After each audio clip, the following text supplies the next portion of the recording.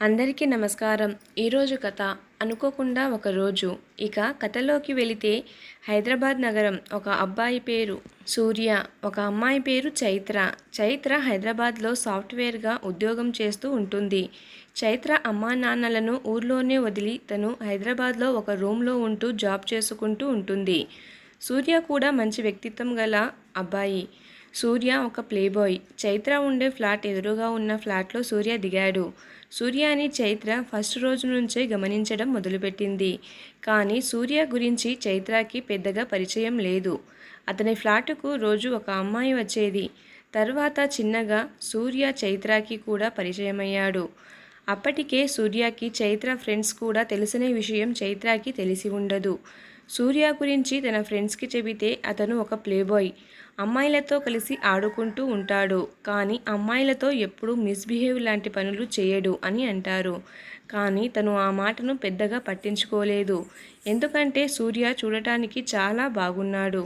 చైత్రకి తెలియకుండానే సూర్య మీద ఇష్టం ఏర్పడింది. ఇద్దరూ ఒకరికొకరు చిన్నగా పరిచయమయ్యారు. అప్పుడప్పుడు తను చైత్ర ఫ్లాట్కి వెళ్ళేవాడు. సూర్య అమ్మాయిలతో చాలా సరదాగా ఉంటాడు. అదేవిధంగా చైత్రతో కూడా సరదాగా ఉండేవాడు. ఒకరోజు ఈవినింగ్ టైంలో ఫ్లాట్కి వెళ్ళాడు. సూర్య, చైత్ర ఈరోజు చాలా బాధగా ఉంది అన్నాడు. ఏమైంది సూర్య అని అడగగా గతం గుర్తొస్తుంది, అందుకే బాధ వేస్తుంది అన్నాడు. తర్వాత మెల్లగా తన ఫ్లాష్ బ్యాక్ మొత్తం ఇలా చెప్పాడు. చైత్ర, నాకు ఆర్థికంగా ఎలాంటి సమస్యలు లేవు. ఎందుకంటే మా డాడీ పెద్ద బిజినెస్ మ్యాన్. నాకు ఇది కావాలి డాడీ అని మా నాన్నకు ఒక ఫోన్ కొడితే ఉదయం కల్లా ఇంటి ముందు అది ఉంటుంది. నాకు నచ్చిన బైక్, నచ్చిన కారు అన్నీ మా డాడీ కొనిచ్చాడు. కానీ నన్ను ఒక అమ్మాయి చాలా బాధ పెట్టింది. నన్ను కేవలం తను యూజ్ చేసుకుంది. కానీ నేను మాత్రం తన ప్రేమలో పిచ్చివాడయ్యాను. నాకు ఆమెనే ప్రపోజ్ చేసింది. తన పేరు లయ. మొదట నేను ఆమె ప్రేమను అంత సీరియస్గా తీసుకోలేదు. కానీ తను మాత్రం రోజు నా వెంట పడేది. లయ ప్రేమకు నేను పడిపోయాను. కొన్ని రోజుల తర్వాత నేను కూడా తనని ప్రేమించాను. కానీ ఆమె నన్ను డబ్బు కోసం యూజ్ చేసుకొని వదిలేసింది. ఆ విషయం తను నాకు దూరమైన తర్వాత నాకు తెలిసింది. నాకు చాలా బాధ అనిపించింది. లయ ఒకరోజు కాలేజీ ఫీజు కట్టడానికి ఇబ్బంది పడినట్లు నాకు తెలిసి నేను వెంటనే నా డెబిట్ కార్డ్ తనకే ఇచ్చేశాను. లయ, నీకు ఎంత కావాలంటే అంత తీసుకో అని చెప్పాను. ఎందుకంటే నాకు చదువు మీద అంతగా ఇంట్రెస్ట్ లేదు. అందుకే బాగా చదువుకునే వాళ్ళకైనా సహాయం చేయాలని నా మనసులో ఉండేది. లయ చదువులో ఫస్ట్. ఆమె బాగా చదువుకునేందుకు అన్ని రకాలుగా నేను అండగా నిలిచాను తనకు. లయ గ్రాడ్యుయేషన్ పూర్తి చేశాక తను గవర్నమెంట్ జాబ్ కోసం ట్రై చేసింది. అప్పుడు తనకి కోచింగ్ తీసుకునేందుకు, ఆమె ఖచ్చితంగా జాబ్ కొట్టేందుకు అన్ని రకాల ప్రయత్నాలు నేను చేశాను. తనకి ఎవరూ లేని సమయంలో నేను అండగా నిలిచాను. కానీ చివరగా లయ గవర్నమెంట్ జాబ్ సాధించింది. కానీ తనకి జాబ్ వచ్చిన విషయం నాతో కూడా చెప్పలేదు. వేరే వాళ్ళు చెబితేనే అప్పుడు నాకు తెలిసింది. తను చాలా మంచమ్మాయి. కానీ ఎందుకు ఇలా చేసిందో నాకు ఇప్పటికీ తెలియడం లేదు. కానీ నా ఫ్రెండ్స్ మాత్రం లయ చదువుకోవడానికి ఆర్థిక సాయం కోసం నిన్ను ప్రేమిస్తున్నాను అని చెప్పి నీతో ఏవేవో మాయమాటలు చెప్పి మోసం చేసింది. ఇప్పటికైనా నీ కళ్ళు తెరువు అని అన్నారు. నేను మాత్రం లయ అలా చేసిందని మాటను జీర్ణించుకోలేకపోయాను. లయ నన్ను ప్రేమిస్తున్నానని చెప్పి నాతో ఏవేవో మాయమాటలు చెప్పి అలా మోసం చేయడం నాకు అసలు నచ్చలేదు. నిన్నే పెళ్లి చేసుకుంటాను, నువ్వు లేకపోతే నాకు జీవితమే లేదు అని చాలా మాటలు చెప్పేది. అప్పటికైనా నా ఫ్రెండ్స్ ముందు నుంచే ఆ అమ్మాయి నీకు బాగా డబ్బుందని అలా నాటకాలు ఆడుతుంది, ఆమెను నమ్మకు అని చెప్పేవారు. కానీ నేనే వినలేదు. ఎందుకంటే లయని చూస్తే అసలు అలా మోసం చేసే అమ్మాయిలా కనిపించదు. కానీ మొత్తానికి నన్ను మోసం చేసింది. ఈ విషయం నాకు చాలా రోజులకు అర్థమయ్యింది. ఎవరైనా అమ్మాయిలతో ప్రేమలో ఉంటే రొమాన్స్ అవి ఇవి అని గడుపుతారు. కానీ నేను మాత్రం లయ బాగా చదవాలి, ఆమె జీవితంలో మంచిగా స్థిరపడిన తర్వాత మేము పెళ్లి చేసుకోవాలి అని ప్రతి క్షణం ప్రేరేపించేవాణ్ణి. తను అలా మోసం చేసిన తర్వాత తెలిసింది అమ్మాయిలను అసలు నమ్మొద్దు అని. అప్పటి నుంచి ఇప్పటి వరకు నేను ఎవరిని ప్రేమించలేదు. అమ్మాయిలతో ప్రేమ అనే పదానికి నాకు భయం అనిపిస్తుంది.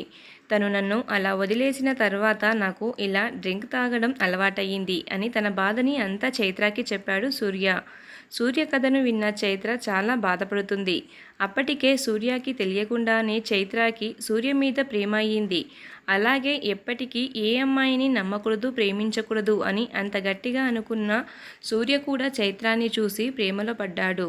కానీ తన ప్రేమ గురించి చైత్రకి చెబితే మళ్ళీ తన కథ ఏ కంచికి చేరుతుందో అని తన మనసులోనే ప్రేమను దాచుకుని ఉండేవాడు.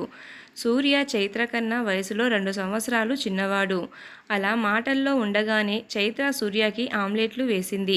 అవి తింటూ ఇలా తన కథను పూర్తి చేశాడు. సూర్య డ్రింక్ చేసినట్లున్నాడు. తను చైత్ర దగ్గరకు వచ్చాడు. సూర్య తాగిన మత్తులో చైత్రతో, చైత్ర నువ్వు చాలా అందంగా ఉంటావు అని నీతో ఎవరైనా చెప్పారా అని అన్నాడు. చాలామంది అన్నారు అంది చైత్ర. నేను కూడా చెప్తున్నాను చైత్ర, నువ్వు చాలా చాలా అందంగా ఉంటావు అన్నాడు. సూర్య ముందు నుంచే ఎలాగైనా చేసి చైత్రకి తన ప్రేమ విషయం ఒప్పించాలి, ఒప్పించి వెంటనే పెళ్లి చేసుకోవాలి అని ఆలోచించుకున్నాడు. కానీ తనకి ఎలా చెప్పాలో అర్థం కాక ఇలా కొద్దిగా డ్రింక్ చేసుకొని ఈరోజు చెప్పేద్దాం అన్నట్టు తన బాధని కథ రూపంగా చెప్పి తర్వాత ప్రపోజ్ చేయాలనుకున్నాడు. సో అలా సడన్గా సూర్య చైత్రకి ఐ లవ్ యూ చైత్ర, నేను నిన్ను పెళ్లి చేసుకోవాలనుకుంటున్నాను, నువ్వు నాకు చాలా చాలా నచ్చావు అని చెప్పేశాడు. సూర్య అలా చెప్పడంతో చైత్ర మనసులో చాలా హ్యాపీగా ఫీల్ అయ్యింది. ఎందుకంటే తను ముందే సూర్యాన్ని లవ్ చేస్తుంది కాబట్టి. సూర్య తనతో నువ్వు ఎవరినైనా లవ్ చేశావా అని కూడా అడిగాడు. లేదు అని జవాబిచ్చింది చైత్ర. సూర్య ప్రేమని చైత్ర యాక్సెప్ట్ చేయడంతో ఇక వాళ్ళు లవర్స్గా మారారు. సూర్య తన ఫ్లాష్ బ్యాక్ స్టోరీలు చెబుతూనే ఉన్నాడు. నిజానికి అతను చాలా మంచివాడు. డబ్బుందనే అహంకారం అసలు లేదు తనకి. సూర్యలో నిజాయితీ ఉంది. అవతలి వ్యక్తులను క్షమించే గుణాలు ఉన్నాయి. ఇవన్నీ చైత్రకి బాగా నచ్చుతాయి. అందుకు సూర్య ప్రేమని చైత్ర యాక్సెప్ట్ చేస్తుంది. అలా మధ్యలో ఉన్న సూర్య సోఫాలో కూర్చున్న చైత్ర దగ్గర తను కూడా కూర్చున్నాడు. చైత్రకి తను మరింత దగ్గరకు వచ్చాడు. లవ్ ప్రపోజ్ చేసి సూర్య చైత్ర పెదవులు అందుకున్నాడు. చైత్రకి కూడా సూర్య అంటే బాగా ప్రేమ ఉండడంతో తను కూడా సూర్యకి బాగా సహకరిస్తుంది. అలా ఇద్దరు గాలి కూడా దూరినంత గట్టిగా హత్తుకుంటారు. అంతటితో ఆగకుండా బెడ్రూమ్లోకి వెళ్ళారు. ప్రేమ మత్తులో చైత్రాని మంచం మీద పడుకోబెట్టి తన మీదుగా చేరి సూర్య కళ్ళతోనే ఇది కావాలి అన్నట్టు సైగ చేస్తాడు. చైత్ర కూడా ఒప్పుకోవడంతో ఒకరిపై ఒకరు, ఒకరిలో ఒకరు బాగా కలిసిపోతారు. చైత్ర నుంచి అంత సహకారం ఎక్స్పెక్ట్ చేయని సూర్య చైత్ర అంతగా సహకరిస్తుంటే తను ఇంకా ఎక్కువగా రెచ్చిపోయి తన పని తాను చేసుకుంటూ పోతాడు. మధ్య మధ్యలో చైత్ర పెదవులను అందుకుంటూ తన స్నానాలను తీపి గుర్తులు ఇస్తూ యుద్ధంలో మునిగి తేలుతారు ఇద్దరు. అలసిన దేహాలతో ఇద్దరు విడిపడి ఫ్రెష్ అయ్యి ఒకరి గుండెలపై ఒకరు తలవాల్చి నిద్రపోతున్నారు. కానీ నిజానికి వాళ్ళకి నిద్ర అసలు రావటం లేదు. ఆ క్షణాల్లో వారు పొందిన అనుభూతి మాటల్లో వర్ణించలేనిది. జీవితంలో ఈ పని ఇరువురికి కొత్తది కావున ఫస్ట్ టైం పొందిన అనుభూతి మర్చిపోలేక ఇద్దరికి ఇంకా ఇంకా కావాలని అనిపించి ఇంకొకసారి ప్రళయరథం ఎక్కి అలసిన దేహాలతో నిద్రపోతారు. అలా ఆ రోజు ఇద్దరు ఏకమైపోయారు. వారి లవ్ సక్సెస్ చేసుకుంటూ కొన్ని రోజుల తరువాత ఇద్దరు పెళ్లి చేసుకుని తమ జీవితాన్ని సుఖ సంతోషాలతో జీవిస్తారు. ఈ కథ ఎవరిని ఉద్దేశించి కాదు, అందరి మనసుకు నచ్చే అద్భుతమైన కథ. Please subscribe my channel. Thanks for watching.